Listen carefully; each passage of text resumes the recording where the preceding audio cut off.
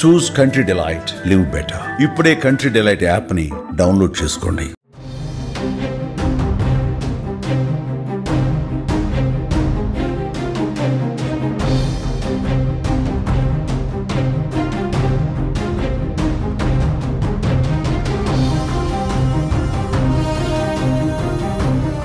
ప్రపంచాన్ని గడగడలాడించిన కరోనా మళ్లీ చాప కింద నీరులా విస్తరిస్తోంది.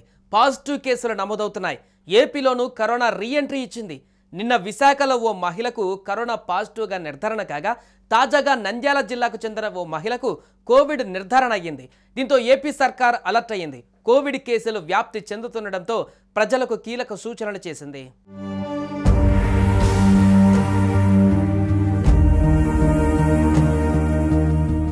దేశవ్యాప్తంగా కరోనా కేసులు వేగంగా పెరుగుతున్న నేపథ్యంలో అన్ని రాష్ట్రాలకు కేంద్ర ఆరోగ్య శాఖ కీలక ఆదేశాలు జారీ చేసింది.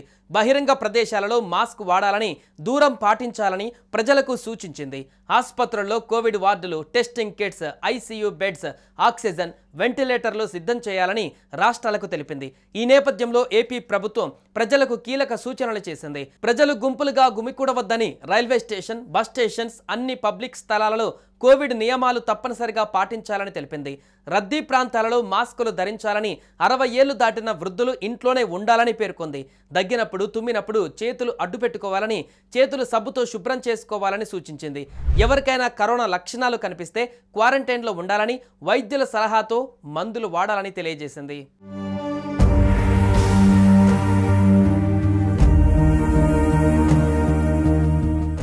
సమూహాలుగా ఏర్పడే పార్టీలు, ఫంక్షన్లు, ప్రార్థనలు ఏవీ చేయవద్దని సూచించింది.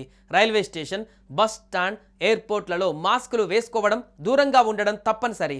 60 ఏళ్లు పైబడిన పెద్దవాళ్ళు, గర్భవతులు ఇంట్లోనే ఉండాలని, బయటకు రావద్దని, చేతులు తరచూ కడుక్కోవాలని, దగ్గు లేదా తుమ్ము వస్తే నోరు కప్పుకోవాలని, ముఖాన్ని తాకకుండా చూడాలని, సరైన జాగ్రత్తలతో పాటు ప్రభుత్వ నిబంధనలు పాటించవలసిన అవసరం ఉందంటూ కూడా తెలియజేసింది. కేంద్ర ఆరోగ్య శాఖ విడుదల చేసిన లెక్కల ప్రకారం దేశవ్యాప్తంగా 260 కరోనా పాజిటివ్ కేసులు నమోదయ్యాయని, ఈ సమయంలో ప్రజలు అప్రమత్తంగా ఉండాలని హెచ్చరించారు. మరోవైపు విదేశాలకు వెళ్లి వచ్చిన వారు కోవిడ్ పరీక్ష తప్పనిసరిగా చేయించుకోవాలి. అనారోగ్యంగా ఉంటే ఇంట్లోనే ఉండండి, బయటకు వెళ్ళకండి, ఇతరులకు వ్యాపించకుండా చూసుకోండి.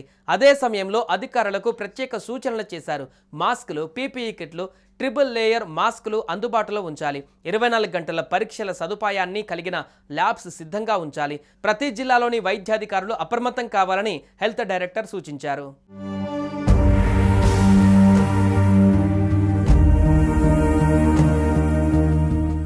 మరోవైపు తెలంగాణ ప్రభుత్వం అప్రమత్తమైంది. రేవంత్ సర్కార్ కీలక ఆదేశాలు జారీ చేసింది. దేశంలో కరోనా కేసులు పెరుగుతున్న నేపథ్యంలో గాంధీ ఆసుపత్రిలో 30 పడకలతో కోవిడ్ వార్డును ఏర్పాటు చేశారు.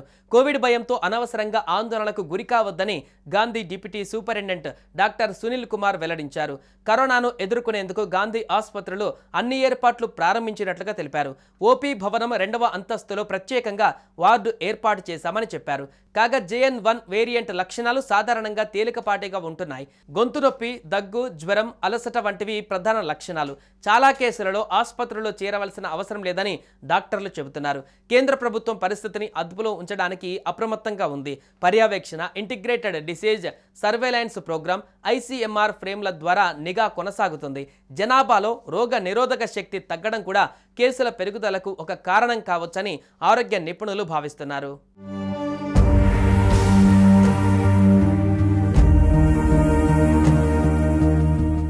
సుమన్ టీవీలో మీ పర్సనల్ అండ్ బిజినెస్ ప్రమోషన్స్ కోసం కింది నెంబర్కి కాంటాక్ట్ చేయండి.